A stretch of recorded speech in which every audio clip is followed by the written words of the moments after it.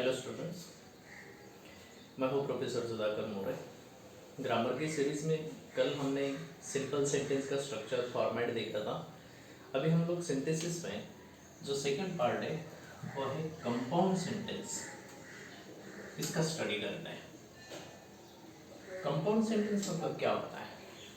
Simple सी बात है, मैंने पहले कल आपको बताया था कि सिंपल सेंटेंस में दो सेंटेंस को एक साथ करना होता है जिसका फॉर्मेट होता है S plus V plus O का।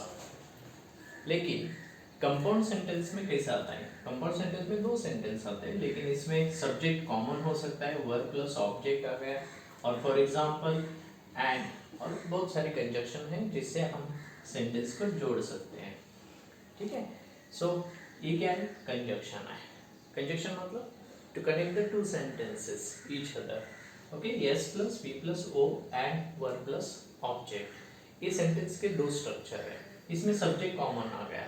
कभी कभी ऐसा भी हो सकता है कि दो सब्जेक्ट जिनको कनेक्ट किया गया यहाँ पे, दो सब्जेक्ट को, for example S plus S and then verb common हो सकता है, ऑब्जेक्ट भी कॉमन हो सकता है। ऐसा भी स्ट्रक्चर आ सकता है जिसको कहते हैं कंपाउंड सेंटेंस। कंपाउंड सेंटेंस बहुत इजी होते हैं, जो पहचानना बहुत आसान है। तो कैसे करते हैं? फॉर एग्जांपल हम लोग यहाँ पे देखेंगे। ठीक है, हमने देखा था S plus V plus O simple का है, लेकिन कंपाउंड में दो सेंटेंस होते हैं, लेकिन किसी एक वर्ड से उनको जोड़ा जाता है। ठीक है, ऐसे कौन कौन सारे वर्ड है जिनको लेकर हम लोग सेंटेंस को बना सकते हैं? जैसे कि आपने पढ़ा होगा बेसिक लेवल में, जैसे एंड है, उसके बाद में एज वेल एज है, उसके बाद में नॉट ओनली बट आल्सो है। ठीक है, ये सारे वर्ड्स हैं जो सेंटेंस को कनेक्ट करते हैं। आप बोलोगे कैसे? फॉर एग्जांपल एक एग्जांपल लेते हैं हम लोग। The king was short temper. ठीक है, एक सेंटेंस बन गया। सेकंड सेंटेंस है he was impatient। ठीक है, सेंटेंस हो गया। The king was a short temper and he was impatient. अगर इसका अभी पार्टीशन करें या पार्ट में डिवाइड करें तो कैसा आता है? आप देख सकते हैं यहाँ पे द किंग है, द किंग और ही, ये दोनों, ही जो प्रोनाउन है वो किंग के लिए यूज किया गया है, लेकिन इसमें दो अलग पार्ट कौन से हैं? तो शॉर्ट टेम्पर है और दूसरा है इम्पेशेंट। अगर इसमें हमको अगर एंड यूज करना है तो कैसे करेंगे? बहुत सिंपल सी बात है, यहाँ पे करेंगे हम लोग the king was short temper. ठीक है, the king was short temper, इसको कनेक्ट किया, ये वर्ड और ये दोनों को हमने यहाँ पे एंड से कनेक्ट किया। एंड अलग वर्ड कौन सा है? इम्पेशेंट, हमने यहाँ पे लिख दिया इम्पेशेंट। ठीक है, मतलब यहाँ पे ऑब्जेक्ट आया, यहाँ पे शॉर्ट टेम्पर, यहाँ पे ऑब्जेक्ट आया इम्पेशेंट, तो दोनों को कनेक्ट किया एंड ने, तो दो सेंटेंस का एक सेंटेंस हो गया, लेकिन इसको कहते हैं कंपाउंड सेंटेंस। सिंपल सी बात है, मतलब शॉर्ट टेम्पर ये एक अलग है और एक ऑब्जेक्ट का एक अलग पार्ट है, लेकिन दोनों information regarding to the key. अभी आप बोलोगे सर यहाँ पे ही क्यों नहीं यूज किया? क्योंकि किंग है, मतलब ही की जरूरत नहीं है। सेंटेंस में कभी भी ध्यान में रखना, सेंटेंस में टेंस भी मेंटेन होना चाहिए। यहाँ पे भी वॉज आ गया, यहाँ पे वॉज ऑलरेडी यूज किया, तो उसकी जरूरत नहीं है। रिपीटिशन ऑफ वर्ड्स हम लोग क्या करते हैं? अवॉइड करते हैं। तो ये हो गया सेंटेंस। अभी मानो कि इसमें आपको एज वेल एज यूज करना है, कैसे करोगे? सिंपल सी बात है, the king was short temper, and की जगह पे आप एज वेल एज ऐसा लिख सकते हैं। हो गया sentence, the king was a short temper as well as impatient. बराबर, बहुत सिंपल है, मतलब एंड और एज वेल एज दोनों सेम है। आप एज वेल एज को निकाल लो, एंड यूज करो, एंड को निकाल लो, एज वेल एज यूज कर सकते हैं। अभी रही बात नॉट ओनली बट आल्सो की। अभी नॉट ओनली बट आल्सो कैसे यूज करेंगे? जो दोनों वर्ड है, शॉर्ट टेम्पर एक है और इम्पेशेंट, इन दोनों में अपन यहाँ पे यूज कर सकते हैं। यहाँ पे कैसे यूज करेंगे?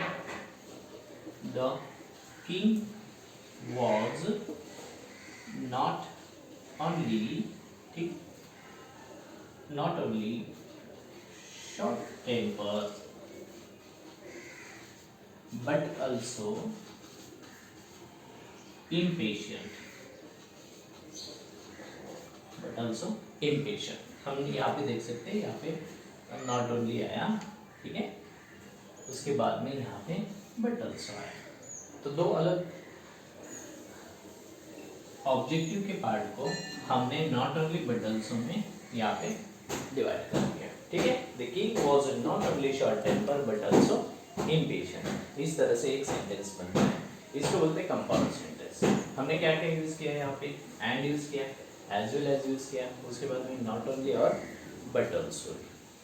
लेकिन अभी ये हो गया ऑब्जेक्ट का पार्ट था, अगर सब्जेक्ट में अलग आया तो कैसे बनाएंगे। एक सिंपल सा एग्जांपल हम लोग लेते हैं, ठीक है। सेंट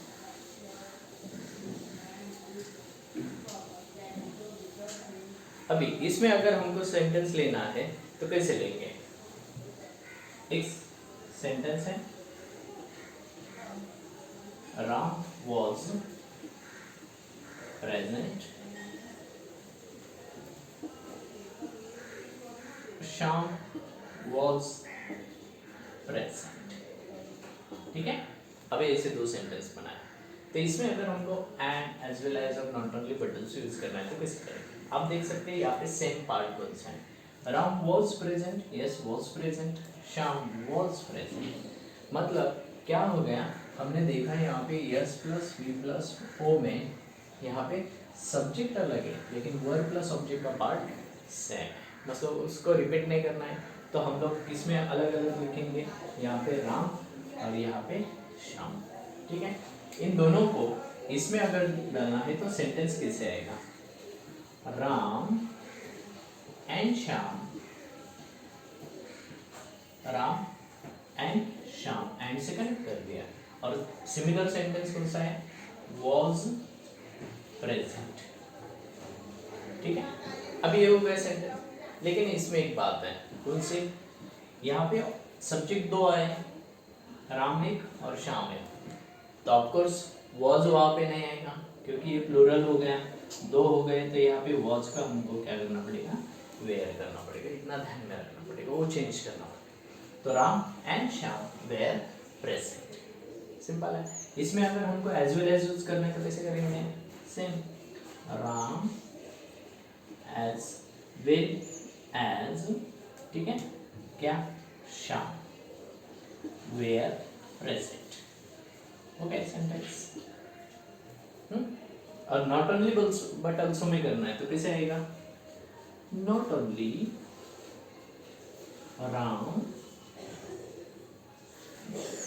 कनेक्ट कर दिया हमने, but also Shyam, remaining sentence were present, हो गया। तो मतलब यहाँ पे हमने क्या देगा, यहाँ पे सब्जेक्ट दो अलग थे लेकिन रिमेनिंग पार्ट सेम था। अगर ऐसा भी आता है तो उसमें भी हम लोग एंड एज वेल एज और not only but also use कर सकते हैं। हम अगर ये यूज कर रहे हैं मतलब क्या कर रहे थे, कंपाउंड सेंटेंस कर रहे हैं। तो सिंथेसिस में कंपाउंड सेंटेंस जब करते हैं तो सिर्फ ये तीन वर्ड्स में बहुत सारे वर्ड्स हैं जिनको हम ऑलरेडी एक साथ ले सकते हैं, ठीक है। अभी अगर अलग सा थोड़ा सा सेंटेंस लेना है, कभी कभी क्या होता है कि ऑब्जेक्ट में अलग आता है, सब्जेक्ट में अलग आता है, तो इसमें अगर लेना है तो कैसे लेंगे। तो और एक एग्जांपल हम लोग देखते हैं, आपको तुरंत पता चल जाएगा, ठीक है। ग्रामर में क्या होता है, जितनी आप सेंटेंस की प्रैक्टिस करो उतना परफेक्शन आपको आ जाता है। यस, आपको ज़्यादा से ज़्यादा सेंटेंस की प्रैक्टिस करनी चाहिए। अगर आप ज़्यादा से ज़्यादा सेंटेंस सॉल्व करोगे उतना अलग अलग प्रॉब्लम्स आपके सामने आएंगे और उनको सॉल्व कर पाएंगे। मैं थोड़ा सा बेसिक लेवल से आप लोगों को सिखा रहा हूँ, जैसे जैसे हम लोग आगे बढ़ेंगे तो बहुत डीप लेवल तक हम लोग ग्रामर पढ़ेंगे, लेकिन अभी मुझे बेसिक कंसेप्ट आपको क्लियर करनी है, इसलिए मैं बहुत सिंपल से सेंटेंस ले रहा हूँ, जिसके कारण आप 10 के बच्चे, 12 के बच्चे या कॉम्पिटिटिव एग्जाम की तैयारी करें, सब एमपीएससी और एनडीए स्टूडेंट का, और जब बेसिक पक्का बन जाएगा तो हम लोग डीप में ज़्यादा से ज़्यादा पढ़ पाएंगे। अभी हम एक सेंटेंस लेते हैं, सेंटेंस है, समझो, एक ऐसा सेंटेंस है, देयर आर, हम लोग ऐसा देखेंगे, there are problems with children, ठीक है। अभी थोड़ा सा ऊपर लेवल का एक सेंटेंस देखते हैं, there are problems with children and the same sentence, there are problem with parents. अगर ऐसा सेंटेंस आए तो इसमें क्या करेंगे, तो सिंपल है, इसमें भी क्या करना है आपको, सॉरी, देयर आर प्रॉब्लम्स। अभी देयर आर यहाँ पे सेम है, यहाँ पे भी सेम है, इधर भी प्रॉब्लम्स हैं, इधर भी प्रॉब्लम्स हैं, बराबर है। इधर विथ है तो विथ, अभी ऐसा नहीं करेंगे कि यहाँ पे विथ है तो यहाँ पे विथ है, तो रिपीटेशन हो गया तो उसको रिमूव करना पड़ेगा, नहीं, सेंटेंस का मीनिंग नहीं बनेगा। सेंटेंस का मीनिंग बनने के लिए अपने को क्या करना पड़ेगा, यहाँ पे लिखते समय जितना कॉमन पार्ट है, there are problems, there are problems with children, इतना हमने लिख लिया, विथ चिल्ड्रन एंड, किसके साथ है, प्रॉब्लम्स बच्चों के साथ है, और मतलब एंड आ गया, किसके साथ है, और विथ पेरेंट्स, विथ पेरेंट्स। आप बोलोगे सर विथ तो रिपीट आ गया, फिर यहाँ पे अगर विथ को निकाल देगा, चिल्ड्रन एंड पेरेंट्स ऐसा नहीं लिख सकते, उनके साथ है, क्योंकि ये वर्ड, ये जो प्रेपोजिशन है ये इसके साथ कनेक्ट है, इसलिए उसको नहीं निकाल सकते। हाँ, रिपीटेशन हम लोग जरूर अवॉइड करते हैं, लेकिन फिर भी यहाँ पे आपको यूज करना पड़ेगा। आप सेंटेंस पढ़ सकते हो तो मीनिंग पता चल जाएगा। There are problems with children and with parents, तो परफेक्ट सेंटेंस हो गया। एंड की जगह पे हम लोग यहाँ पे क्या यूज कर सकते हैं, एज वेल एज, ऐसा भी यूज कर सकते हैं। There are problems with children as well as with parents, ऐसा सेंटेंस हो गया। अभी नॉट ओनली यूज करना है तो कैसे करेंगे, यहाँ पे एज वेल एज की जगह पे यहाँ पे आ गया बट आल्सो, ठीक है। अभी नॉट ओनली कहाँ पे आएगा, ये वर्ड जो सेम है उसके पहले आएगा, मतलब यहाँ पे आएगा, यहाँ पे डालेंगे हम लोग नॉट ओनली, तो कैसे आ गया sentence, there are problems not only with children but also with parents, इतना सिंपल है, ठीक है। तो आपको समझ में आ गया। ऑब्जेक्ट में भी अगर ऐसे कुछ सेंटेंसेस हैं तो जिसको हम इस लेवल में कन्वर्ट कर सकते हैं, तो ये सेंटेंस को लेकर आज हम लोग यहाँ पे कंपाउंड सेंटेंस पढ़ रहे हैं, ठीक है। लेकिन और थोड़ा सा इसके आगे का लेवल का सेंटेंस है, मान लो यहाँ पे, हाँ यहाँ पे समझो एक ऐसा सेंटेंस लिया जो सब्जेक्ट में है, लेकिन कैसे कि for example both men and women dance, ऐसा एक सेंटेंस है। अभी आप देख सकते हो